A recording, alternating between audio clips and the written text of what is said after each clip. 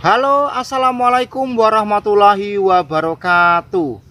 Dalam video kali ini saya ingin berbagi cerita tentang bayaran atau upah para pemain jaranan.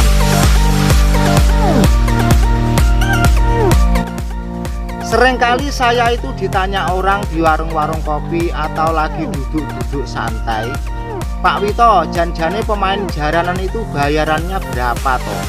Dan yang paling mahal atau yang paling larang itu pemain apa?" Mungkin Anda pun penasaran bila mana Anda lihat pentas jaranan. Itu memang bayaran pemain jaranan itu berapa sih satu kali main? Baik, bagi Anda yang belum tahu, kali ini akan saya jabarkan atau akan saya paparkan.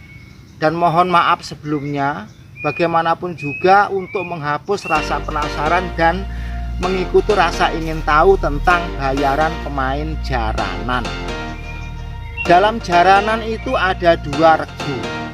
Satu regu panggung, yang kedua adalah regu gelanggang. Contoh regu panggung umpamanya para sinden, para panja atau para pengrawit. Nah, itu namanya regu panggung. Terus yang kedua itu regu gelanggang, para penari, para pawang, para tukang jadi. Nah, itu termasuk regu gelanggang, atau dalam istilah jaranannya itu adalah bagian wayang.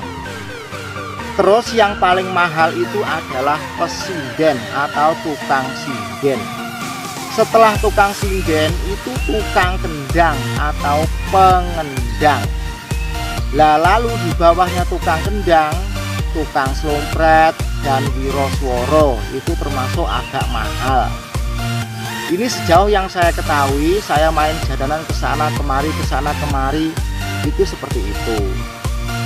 Terus kalau para penari itu yang mahal itu penari cewek, penari jaranan cewek, penari celeng cewek, pokoknya semua saja yang pelakunya itu cewek biasanya mahal. Lah, standarnya berapa Pak D? Standarnya atau nominalnya itu begini Mas. Jaranan itu dikala dia mendapat job itu kan tidak sama. Terkadang ada jobnya itu lumayan tinggi, ada juga jobnya itu agak murah. Nanti kalau jobnya itu mahal atau tinggi, biasanya sang ketua itu membaginya juga agak mahal, amplopnya juga agak kandel.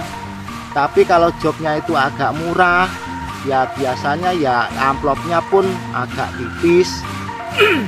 Umpamanya mendapat job agak lumayan, jaranan tersebut mendapat job 6 juta sekali main umpamanya. Untuk pesinden itu kurang lebih 500. Terus nanti untuk tukang kendang sekitar 200. Terus wirosworo atau tukang slompret itu ya 200. Terus para pemain demung, pemain saron, panjak kenong, panjak gong, panjak ijrik-ijrik itu sekitar 150. Lah, untuk pemain gelanggang atau golongan pemain bawah seperti penari bobo dan lain sebagainya, untuk penari cewek, penari jaranan cewek, penari celeng cewek itu memang agak mahal, sekitar 200. Dimana-mana itu sama. Walaupun di riok, di jaranan biasanya kalau pemain cewek itu memang mahal.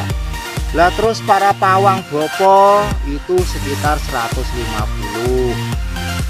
Dan yang terakhir itu para penari dadi, suatu misal seperti para pemain bujang ganong, pemain barungan dadi. Nah, itu biasanya sekitar 100, bahkan kurang dari 100.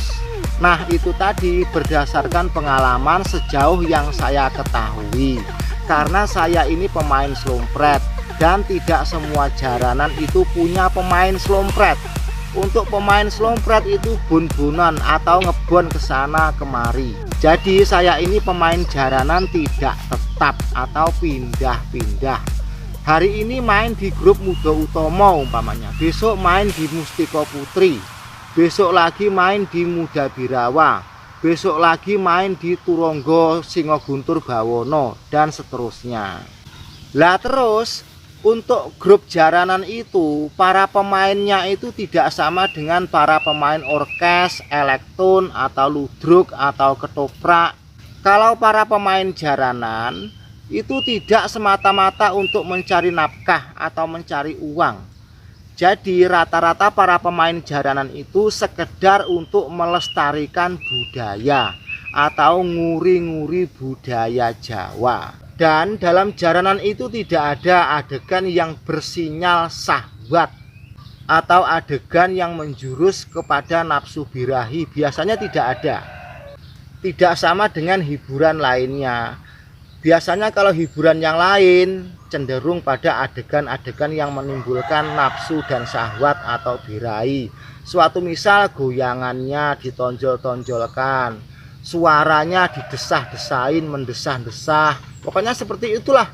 Tidak usah saya jelaskan, tentu kamu paham. Nah, biasanya jaranan itu didirikan berdasarkan paguyuban atau kebersamaan. Ada lagi jaranan yang didirikan karena ada bosnya atau jaranan tersebut milik pribadi. Biasanya jaranan yang didirikan milik pribadi itu cenderung komersil. Nah, sekarang rasa penasaran dalam hati Anda sudah terjawab. Karena sebelum ini memang banyak yang menanyakan pada saya tentang upah atau bayaran pemain jaranan. Semoga video ini bisa menghapus rasa penasaran dalam hati Anda. Terima kasih dan wassalamualaikum warahmatullahi wabarakatuh.